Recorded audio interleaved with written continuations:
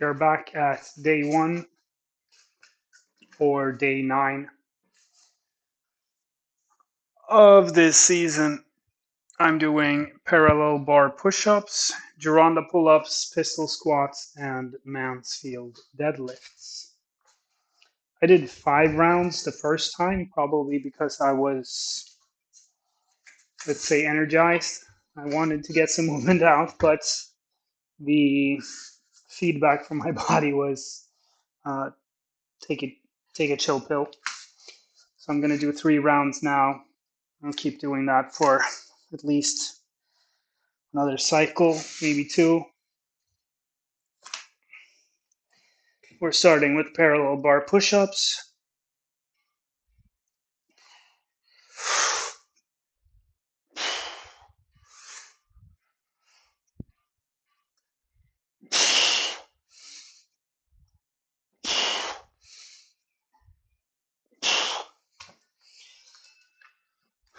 Obviously, the rings are in a suboptimal position. But yeah, 6 reps. And that's it. Gironda pull-ups. We do this facing away from the camera. Hopefully we'll see great scapula contraction, retraction, and depression.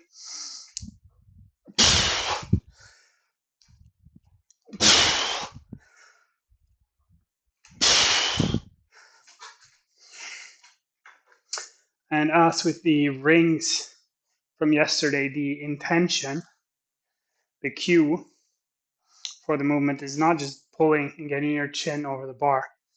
Once again, we can think of the spine as a sort of curve. We're trying to pull rung by rung, vertebrae by vertebrae, lower and lower, and getting as much of a backward arch, pulling to our sternum, even to our deep rib cage as we do this.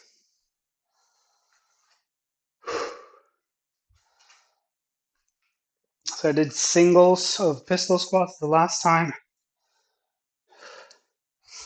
Just gonna feel these out. I'm gonna do doubles.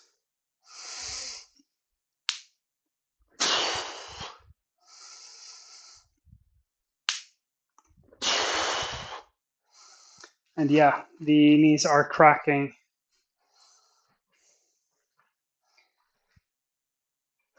Still lacking a bit of the just pure volume that I need to rehabilitate my tissues completely, but it's feeling a lot stronger, and we'll get there. And the Mansfield deadlifts.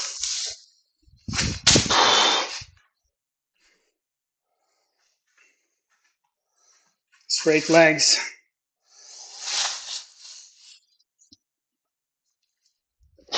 Arching spine. But I'm gonna get on top of something to really work into the calves as well.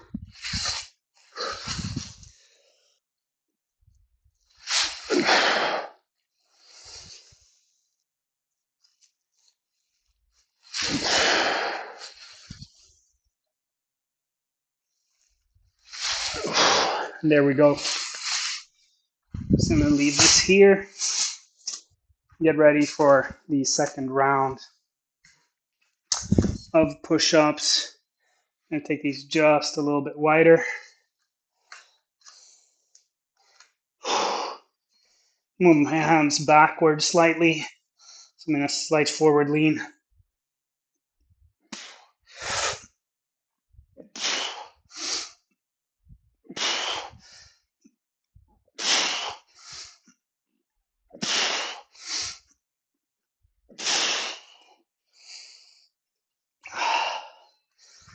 And of course, always working the hollow body position primarily by contracting the upper abdominal area, pulling the rib cage in, but also through the posterior pelvic tilt, and completing that full frontal engagement to stay locked and solid throughout the movement.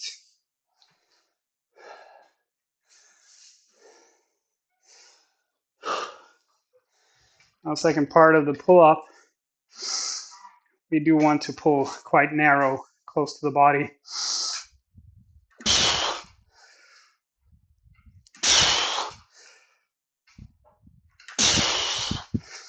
And this is basic, just leverage. I know wide pull-ups are a popular movement, but for the shoulder, I don't like the limited range that we're using, but the lever from shoulder to elbow, yeah, it's far from the body, but it's the same thing we're doing in front here by pulling deep and pulling to the sternum. It's just a different range. This is more pure shoulder extension versus this will be shoulder adduction.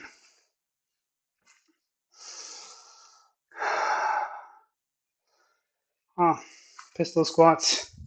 Still going on the minute here, even if you can't hear the bell.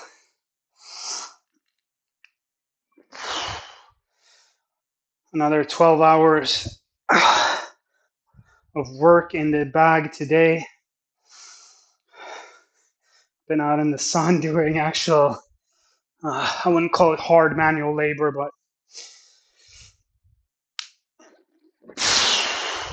traversing quite challenging terrain.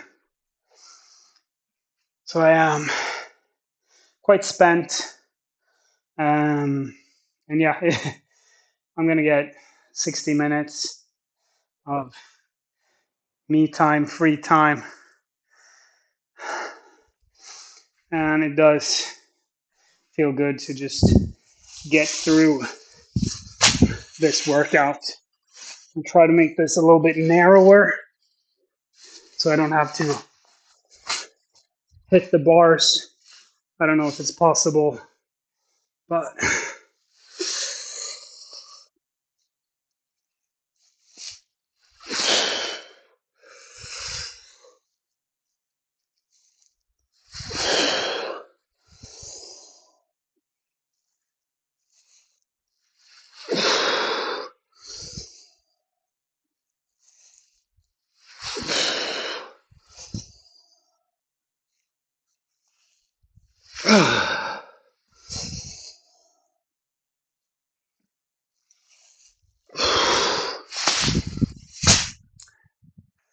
and there goes the bell.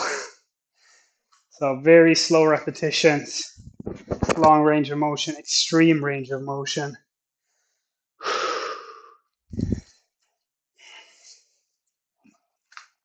And I'm gonna just keep working them until I can do them faster, essentially.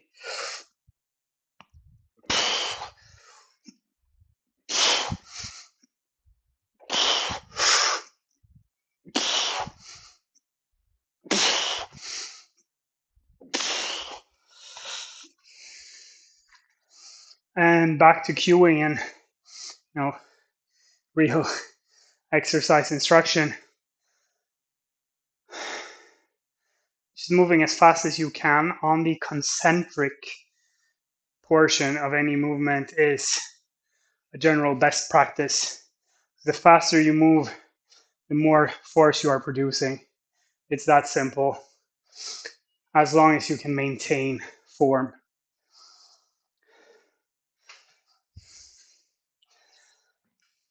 Moving slowly through the eccentric, as if I'm coming down. It's good for teaching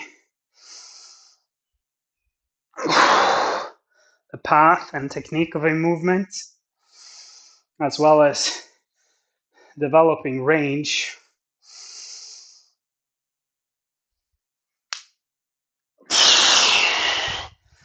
and breathing.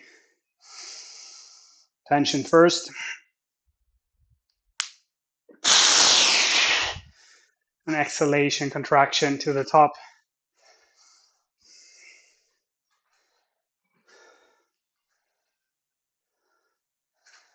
But as I said, or maybe I didn't get there, a tendency is to go for speed over technique and move around weaknesses to cheat, which will always come back to bite us.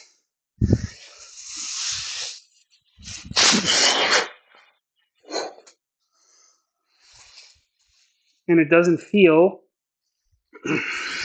like cheating because we're doing arbitrary tasks most of the time.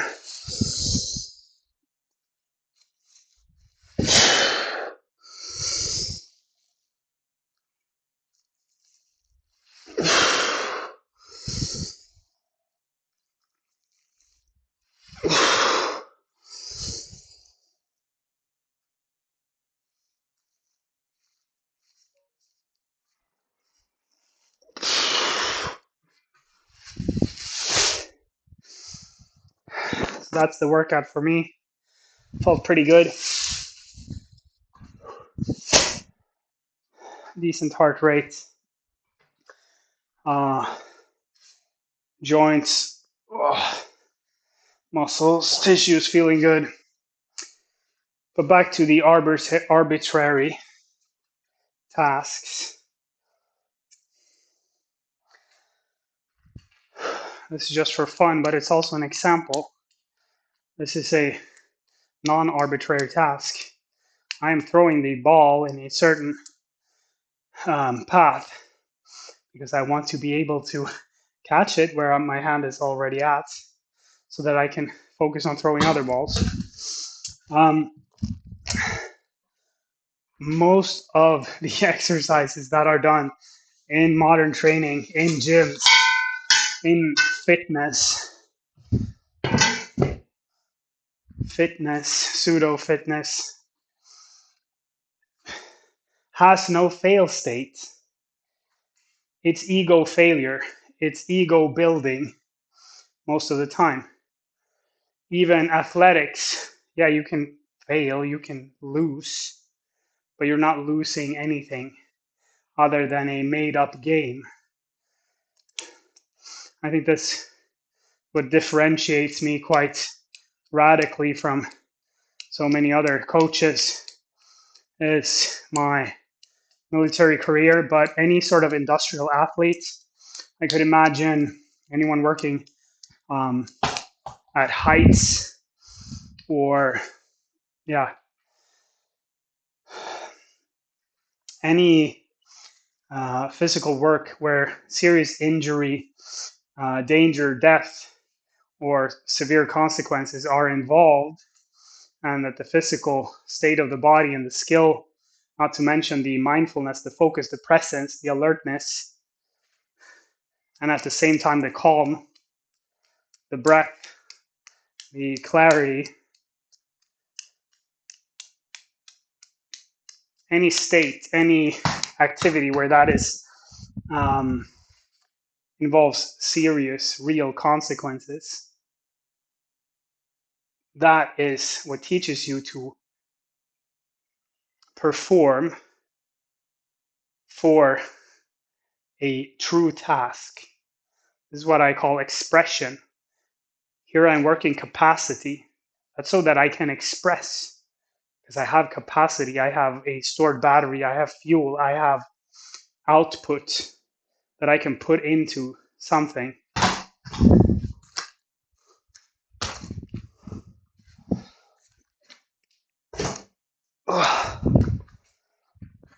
Whatever it might be.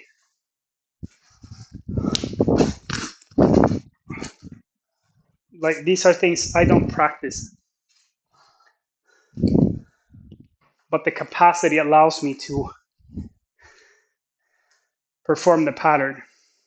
A lot of people think skill is something that you build an outline and then your physical capacity just magically fills that shape, that form.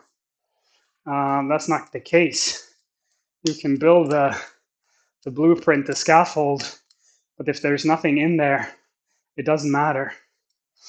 And yeah, so I think you should do more life or death or physical activities that, where failure has the consequence of serious injury. It isn't climbing today, where if I'd fallen, well, I'd at least hurt myself moderately. That's real.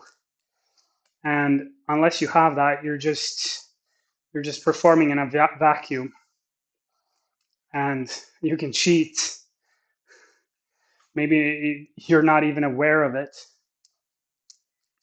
You only become aware when reality hits you in the face, and your spine, your shoulders, your grip, your legs give out and buckle. This is my origin story. That is what I did, carrying one of my teammates on my back. That's my sort of breakdown moment. I was during training, luckily. Had it been a real Cassavac situation under fire, I don't know what would have happened. But yeah, so that's a slightly larger rant on why you do not cheat. You always try to increase and elevate the standard of any movement that you are doing to its utmost perfection, to its hardest challenge, to its furthest range, to virtuosity, which is performing the common uncommonly well. You don't do more sloppy. You do less perfect again and again and again and again. That's it. Take care. Peace.